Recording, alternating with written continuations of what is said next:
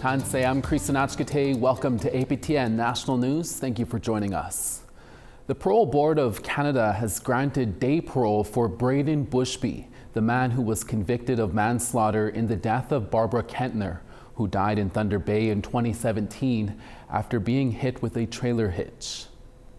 Bushby applied for full parole, however, he was denied and instead granted day parole for 6 months to a community-based residential facility when bed space becomes available. Bushby can leave the facility during the day but must return at nighttime for a 10 p.m. curfew.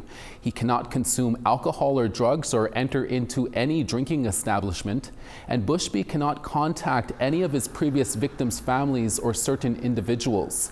Last year, Bushby's day parole was suspended for several breaches of his conditions, which included alleged drinking and driving and allegations of theft and associating with people he was advised not to be with. The parole board also noted a Confederate flag was tattooed on Bushby's chest while on parole. And just last August, Bushby was also observed cutting a swastika into the institution's lawn. Bushby was sentenced to 8 years in prison in 2021 with time served.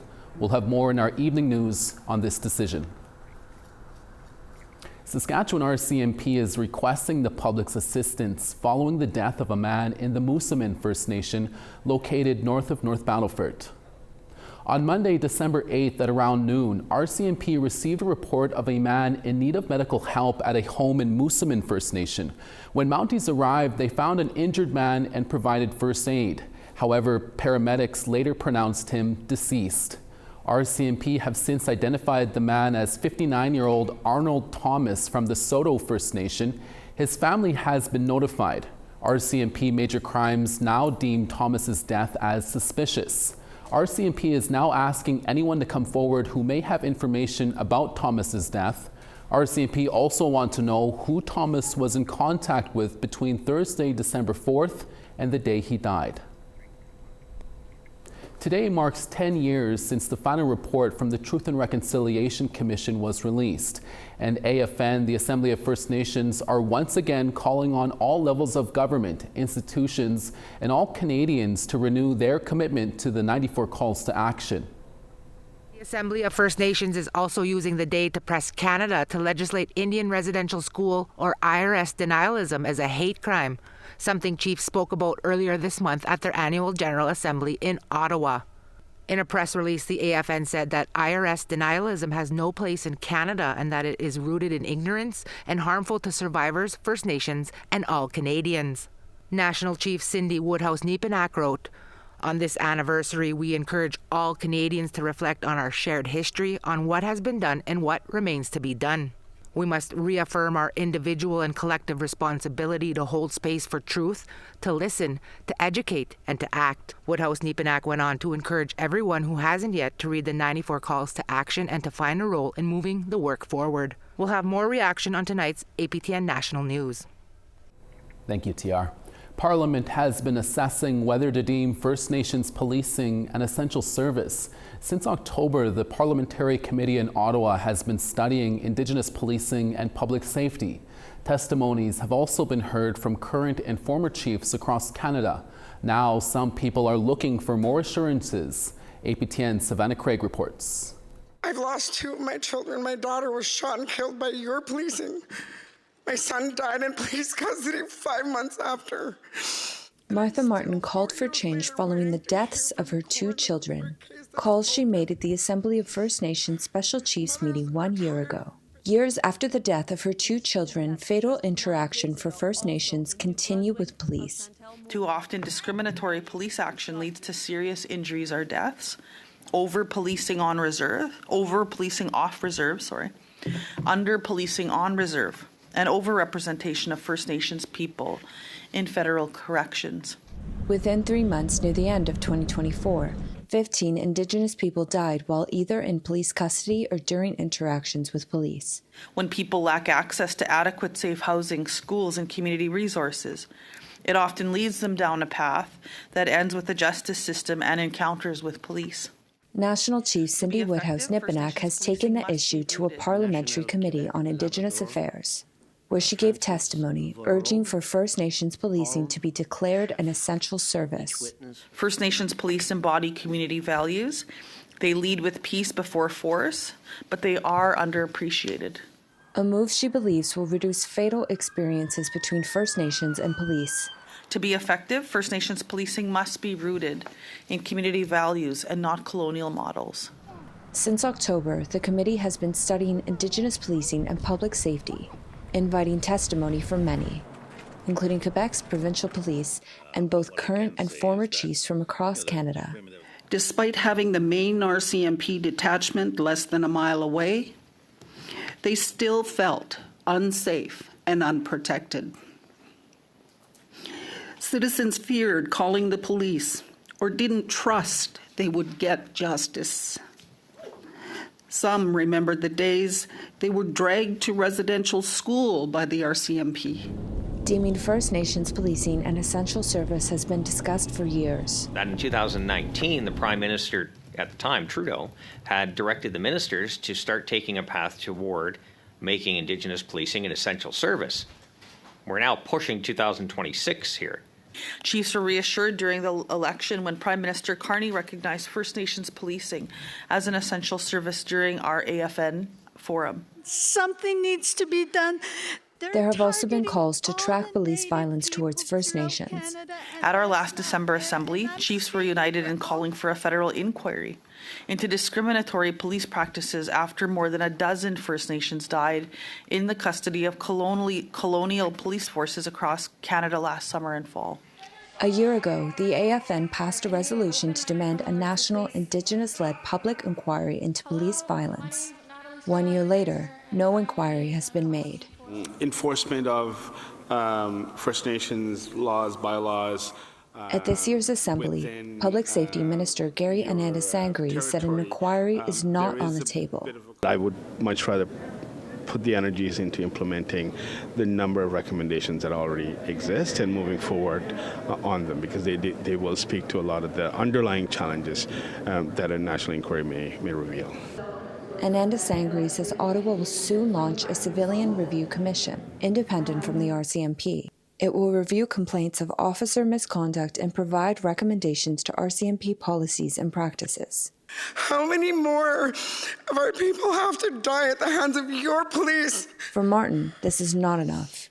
Her daughter Chantel Moore was shot and killed off reserve by a New Brunswick police officer. Not only live on reserve, how do we make it better for people who live off reserve so that they're not feeling threatened whenever they're pulled over by a police officer? APTN News requested an interview from the National Chief to discuss declaring First Nations policing an essential service.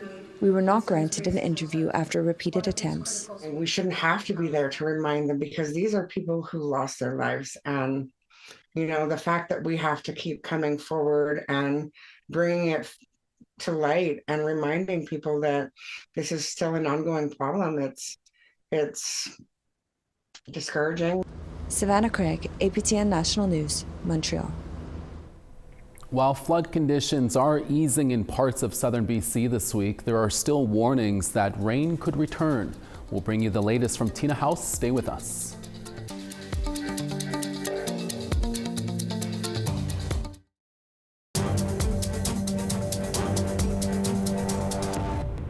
Welcome back. Denison Mines recently held meetings in Saskatoon to determine the future of its Wheeler River uranium project. The project, located in the Athabasca Basin in northern Saskatchewan, would be the first new uranium mine in 11 years, following the completion of Cigar Lake in 2014. Several speakers used the meetings to share concerns, support, and questions about the Wheeler River project. The hearings were held in two parts, one in October and one this past week, with the latest focused on environmental risks and Indigenous consultation. English River, Lac La Ronge, Birch Narrows, Kanipic Métis Local No. 9, and Métis Nation Saskatchewan all presented. Concerns included woodland caribou habitat loss and the risk of uranium byproducts leaking into the northern waterways. The Canadian Nuclear Safety Commission now has up to 120 days to decide whether the Wheeler project can move forward. To British Columbia now, where an atmospheric river has dumped a record amount of rain into the BC and Washington coast and is causing chaos as residents and farmers struggle to save their livestock and properties. APTN's Tina House was there and has this story. This latest atmospheric river that's hit BC and Washington state has dumped a deluge of rain in this area. As you can see behind me, the Nooksack River has crossed its banks into Canada and is now covering the Sumas Prairie here in Abbotsford, BC. This area was once dry, and now there's an estimated 10 feet of water. 20 minutes, I could see the bottom of the hut. Yeah, the corn stalk. Yeah. And just down the road, we met Jeffrey Spitters, a third-generation poultry farmer who owns this farm. We were standing with Jeffrey as the breach of the Nooksack River was spilling under the railroad tracks onto his 30 acres of property. I've got maybe 3 feet until it's in my barns with my animals. So. How many animals do you have? So I've got 40,000 birds here on this farm right now. Yeah. So it's. I'm hopeful that we're able to get through this, and this is where we sit, but we won't know until the high mark is done. And just as we were shooting this interview, the water moved quickly at the end of the driveway, and within a couple more minutes, the water had completely covered his driveway, making it a fast escape as we all got to safety. Further down the road, police and city officials were helping residents flee the area.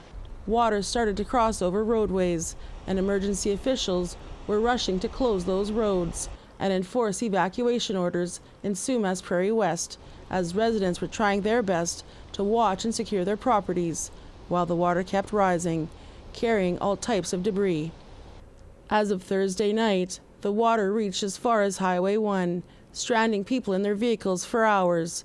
Highway 1 was closed and more evacuation orders were given as the water rose quickly. Friday morning, Highway 1, which is the main highway from the Lower Mainland, remained closed. Officials held a press conference to give an update. As difficult as the last few days have been, there is more rain in the forecast.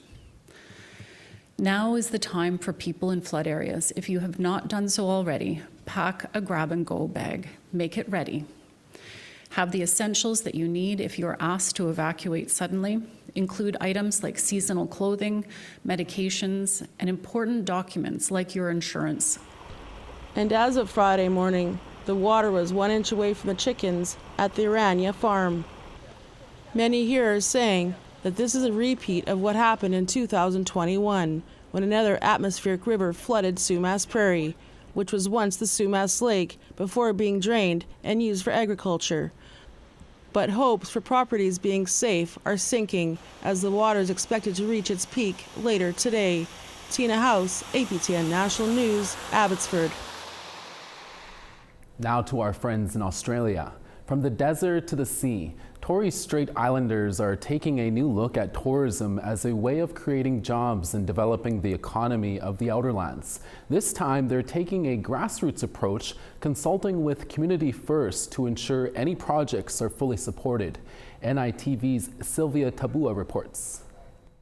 A hidden gem in one of Australia's remotest communities, the Torres Strait. Bardo Island has one of the few outer island tourism ventures. It recently hosted a workshop on a council-funded survey about what the community wants and needs in the tourism space. We wanted to go into our community and listen to them. What are their aspirations around economic development? What does economic development means to them? The results were clear, with demands for local control and job creation to help with the high cost of living on the islands. There's not enough job opportunity for our people. If tourism comes, it will bring employment and it'll be better for businesses, as we'll have more traffic of people and more money coming into community. High costs of freight, flights, charter boats all impact not just daily life, but the viability of business in the Straits. My role there is to support those tourism operators or aspiring Indigenous tourism operators that want to start their own business, because there definitely is a lot of opportunities here in relation to tourism. It's a beautiful place. What tourism there is goes to the regional capital Wyburn, Thursday Island. However, there's limited benefit to the remote outer islands like Bardo. But 2 years ago, Nancy, known as Enterprise on Badu, was listed as one of top 50 tourism destinations by Forbes magazine. Her family sees the potential and appreciates the council's efforts. A positive thing. Next, the council will develop an action plan to fulfill the community's aspirations. Sylvia Tabua at Badu Community in the Torres Strait for NITV. We now want to tell you about last week's web poll results. Last week we asked, do you feel the court rulings will lead to real improvements in water access and housing for First Nations? 61% voted no, 22% said yes, and 17% were unsure. Next we asked, are you confident essential services will be maintained while the federal government reduces its workforce? 69% said no, 17% voted yes, and 14% were unsure. And lastly, we asked, do you believe residential school denialism is growing in Canada? An overwhelming majority said yes at 69%, 19% saying no, and the rest were unsure at 12%. Thank you to all who took the time to vote. Our new set of questions will be up on our website at aptnnews.ca on Tuesday.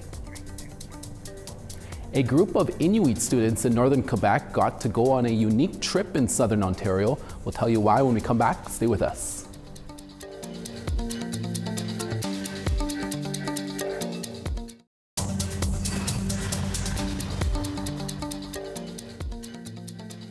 On the east coast, Charlottetown -5, Halifax -2 in rain. Cartwright -3 in flurries, Happy Valley, Goose Bay flurries as well at -4. Quebec City -3 and sunny, Saguenay -6. -2 in Sarnia, partly cloudy in Toronto at -1. Sioux Lookout, sun's out -21, Big Trout Lake -16.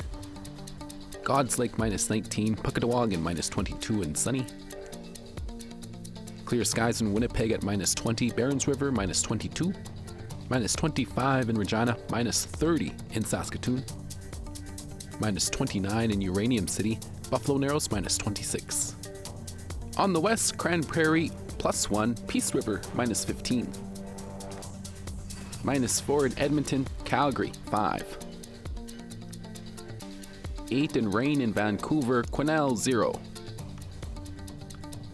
Dease Lake -20, Fort Nelson -23, -40 in Dawson, Beaver Creek -37, -22 in Norman Wells and sunny there, Wrigley -31, -32 in Sax Harbor, Colville Lake -27, -25 in Chesterfield, Whale Cove -25, and Iqaluit -22, Arctic Bay -29.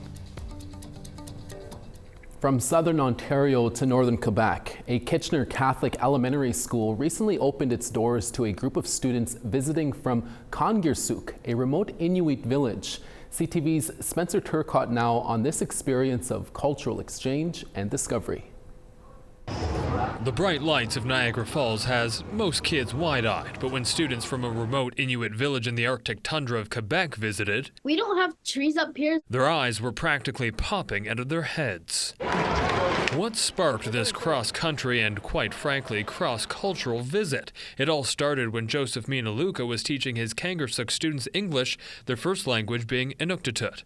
He would set up regular Zoom calls between his students in the north and the students of one of his former teachers at St. Daniel Catholic Elementary School in Kitchener. I firmly believe that we all have that one educator that really kind of changed our lives or touched us in a way.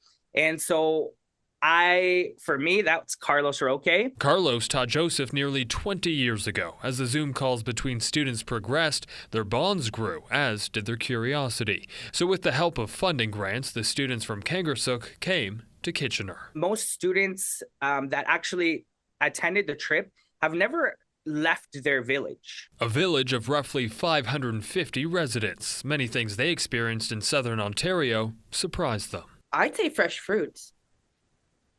we don't really get to have much fresh produce up here. They had never seen squirrels. The St. Daniel teacher Carlos Roque said the Quebec students taught them things too. One of the fanciest things that we had, actually, we got to try beluga whale. Just watching them come with their clothing that's made from animals up there. In April, the Kitchener students will get a more immersive experience when the roles reverse and they travel to Kangaroosuk. I'm a bit unsure about, like, there are polar bears and stuff there. There will be a lot to learn.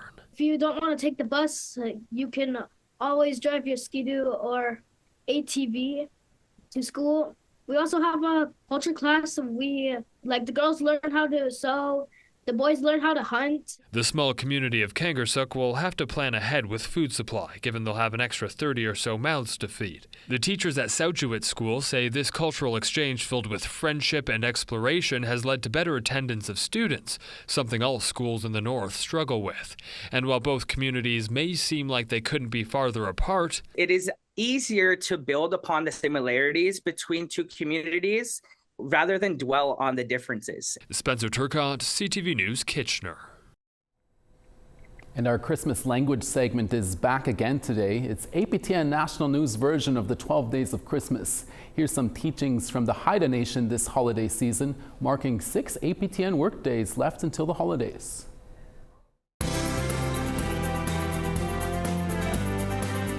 So Singlai la Skaskwansing Hanuti Kigaga. My Haida name is Skaskwansing and my English name is Shyla Cross. So my first word is happy, Gudingait la. Gudingait la, it's Gudingait la, which means happy. So like things like delicious food make me happy, and pretty Christmas lights and family time. So when I was young, when my grandparents were still alive, we would have big family dinners in their basements, and all my cousins and I would be there. My mom and her brothers would be there. My grandparents have a lot of grandkids, so there'd be a lot of us kind of around the same age. And we'd all be playing upstairs. My second word is family, Ya Kalang. Ya Kalang, Ya Kalang, which is also family, so there's a lot of family time around the holidays. Family is coming home from maybe the city for the holidays, so I started learning the language, I guess, just like when I was born, like simple words for body parts and for food. Like, you know, there was certain foods that we didn't know the English word for. I learned a lot of language when I was in high school. I learned a lot of nouns. And then the third word is haulaye, which is delicious. So lots of delicious food, delicious baking. All three of my words tied together. It's delicious. Haulaye. Gudingait la salana singait klegan. That translates to Merry Christmas in Haida.